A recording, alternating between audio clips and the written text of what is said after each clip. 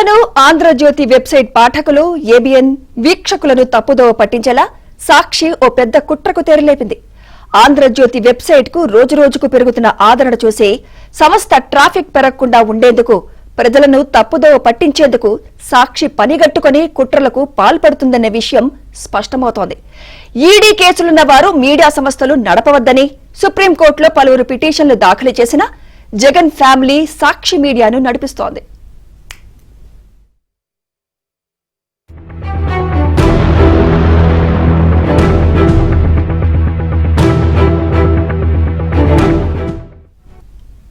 తాజా వార్తలను ప్రజలకు ఎప్పటికప్పుడు అందించడంలో ఆంధ్రజ్యోతి వెబ్సైట్ ముందు వరుసలో ఉంటోంది.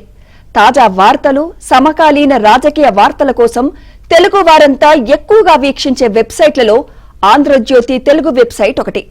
ఇటీవల కాలంలో ఆంధ్రజ్యోతికి పెరుగుతున్న ఆదరణ చూసి ఓర్వలేని సాక్షి ఏబిఎన్ ఆంధ్రజ్యోతి ట్యాగ్ తో తన ట్రాఫిక్ ను పెంచుకునేందుకు కుట్ర పన్నిందనే అనుమానాలు కలుగుతున్నాయి.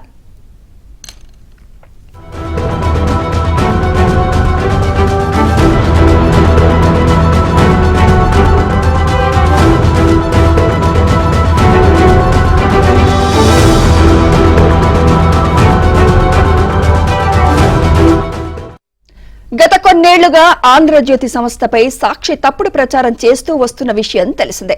అయినప్పటికీ ప్రజలకు వాస్తవాలు తెలుసనే కారణంతోనే సాక్షి తప్పుడు వార్తలు, కుట్రలపై పెద్దగా స్పందించలేదు. కానీ రోజురోజుకు సాక్షి వికృత చేష్టలు ఎక్కువైపోతున్నాయి.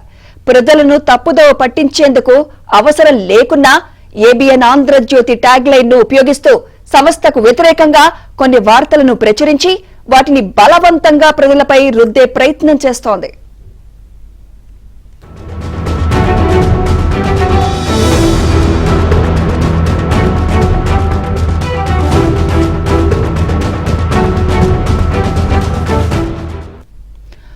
పోటీ ప్రపంచంలో తన వెబ్సైట్ కు వీక్షకులను పెంచుకునేందుకు, ప్రజలను ఆకట్టుకునేందుకు ఏదైనా సంస్థ ప్రయత్నం చేయడంలో తప్పులేదు. కానీ ఇతర సంస్థలపై కుట్రలు, కుతంత్రాలు పనడం ఎందుకు? ఇతరులపై బురద జల్లినంత మాత్రాన సాక్షిపై ప్రజలకున్న దురభిప్రాయం పోదు. ఇప్పటికైనా సాక్షి తన వంకర బుద్ధిని మార్చుకొని ప్రజల మనసులను గెలుచుకునే ప్రయత్నం చేయాలి. కానీ ఏబిఎన్ ఆంధ్రజ్యోతిపై కుట్రలు చేయడం ద్వారా ఏమీ సాధించలేదు. ఏబిఎన్ ఆంధ్రజ్యోతి ట్యాగ్ ను దురుద్దేశపూర్వకంగా ఉపయోగించడాన్ని తీవ్రంగా ఖండిస్తున్నాం. భవిష్యత్తులో ఇలాంటి కుట్రలకు పాల్పడితే చట్టపరంగా చర్యలకు వెనుకాడమని తెలియజేస్తున్నాం.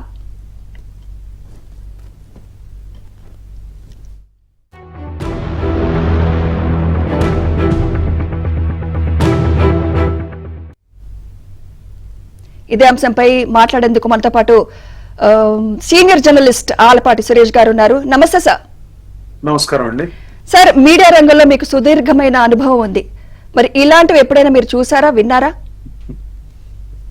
ఇలాంటివి నిజానికి మీడియా రంగంలో ఈ తరహా ఈ డిజిటల్ జర్నలిజం రావడమే ఇటీవల కదండి. నిజానికి డిజిటల్ జర్నలిజం వచ్చిన తర్వాత పోటీ పెరిగింది. పోటీ పెరిగితే ఆ పోటీ ఆరోగ్యకరంగా ఉండాలి, కానీ అన్వాంటెడ్ ధోరణులు రాకూడదు.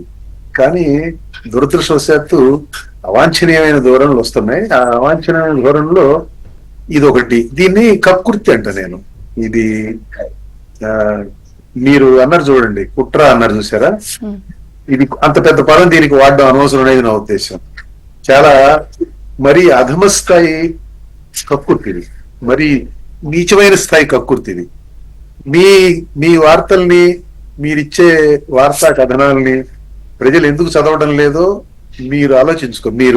మీరంటే నా ఉద్దేశం సాక్షి వాళ్ళకి ఆదరణ తగ్గితే, పాఠకుల ఆదరణ తగ్గితే, ఆ ఛానల్కి కానివ్వండి, ఆ పత్రిక కానివ్వండి, ఎందుకు తగ్గింది ఆదరణ, ఏబిఎన్కి ఎందుకు పెరిగింది, లేకపోతే ఈనాడుకి ఎందుకు పెరిగింది, లేకపోతే మరో ఎక్స్కి ఎందుకు పెరిగింది, మాకెందుకు పెరిగింది అనేది కొంత ఆత్మశోధన చేసుకొని ఆ ప్రకారం వచ్చిన ఫలితాలని ఇంప్లిమెంట్ చేసుకోవాలా. మంచి వార్తలు ఇవ్వాలా, విశ్వసనీయమైన వార్తలు ఇవ్వాలా, ప్రజలకు అవసరమైన వార్తలు ఇవ్వాలా.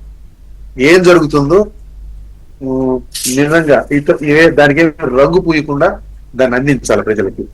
ఆ పని చేయకుండా రంగు పూసి పాఠకులు కళ్ళకు కూడా వేరే వేరే రంగుల కళ్ళద్దాలు పెట్టాలని వాళ్ళు వార్తల్లో ప్రయత్నించడం వలన వాళ్ళకి పాఠక ఆదరణ తగ్గుతుంది, వీక్షకుల ఆదరణ తగ్గుతుంది.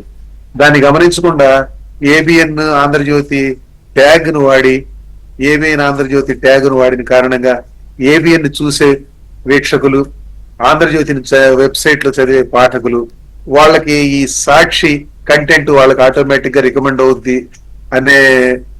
అనే ఆలోచనతో వాళ్ళు ఏ ఎత్తు అయితే వేశారో చాలా చీప్ గా ఉంది, చాలా చౌకబారుగా ఉంది. ఈ చౌకబారు కకృతికి పాల్పడినందువలన వాళ్ళకి పరుగు పోవడం తప్పితే మరో దానివల్ల పెద్ద ప్రయోజనం ఉండదు. ఎందుకంటే సాక్షి వార్త ఆటోమేటిక్ గా వెబ్ లో ఆన్లైన్ లో రికమెండ్ అయినప్పటికీ అది చదివేవాళ్ళు లేకపోతే చూసేవాళ్ళు దానికి అది రికమెండ్ అయినంత మాత్రం చదవరు, అయినంత మాత్రం చూడరు. వాళ్ళకి మీడియా సంస్థల మీద ఇవాళ ప్రత్యేకించి తెలుగు రాష్ట్రాల్లో రాజకీయ స్పృహ చాలా ఎక్కువగా ఉంది ప్రజలకు, మన సిటిజన్స్ పౌరులకు. వాళ్ళు సాక్షి కంటెంట్ ఏమిటో, ఆంధ్రజ్యోతి కంటెంట్ ఏంటో, ఈనాడు కంటెంట్ ఏంటో, లేకపోతే మరో వార్త కంటెంట్ ఏంటో వాళ్ళకి ఎంతో కొంత అవగాహన ఉంది.